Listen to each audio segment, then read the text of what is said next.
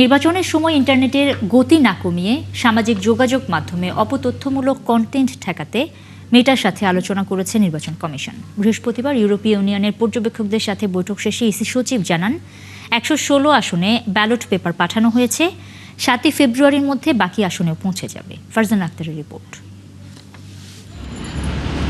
নির্বাচনের আর মাত্র কদিন বাকি, কাজ শেষ করতে ব্যস্ত সময় কাটছে নির্বাচন কমিশনের। ভোটে নাশকতার আশঙ্কা থেকে রোহিঙ্গাদের বিরত রাখতে আইনশৃঙ্খলা বাহিনীকে চিঠি দিয়েছে ইসি। এজন্য এক্সিকিউটিভ ম্যাজিস্ট্রেট মাঠে থাকবে ৮ থেকে ১৪ তারিখ পর্যন্ত।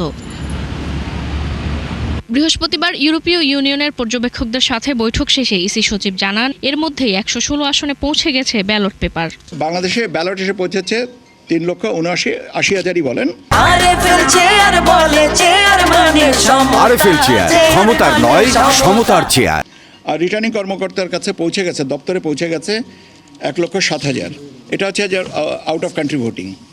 আর ইন কান্ট্রিতে যেটা হয়েছে সেটা হচ্ছে রিটার্নিং কর্মকর্তার কাছে ব্যালট পৌঁছেছে ২৭,৩৬৭টা, আর ডাক বাক্সে ড্রপ করা হয়েছে ১,৬৮,৫১৯, আর ভোট কমপ্লিট করেছেন ২,১১,১২২।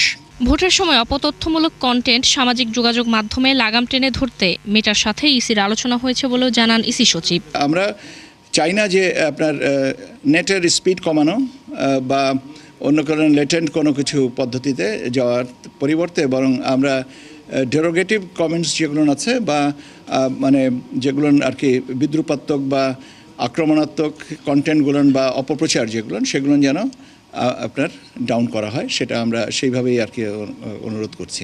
ইউরোপীয় ইউনিয়নের পর্যবেক্ষকদের প্রধান জানান এই নির্বাচনে লেভেল প্লেইং ফিল্ড দেখতে চায় সংস্থাটি।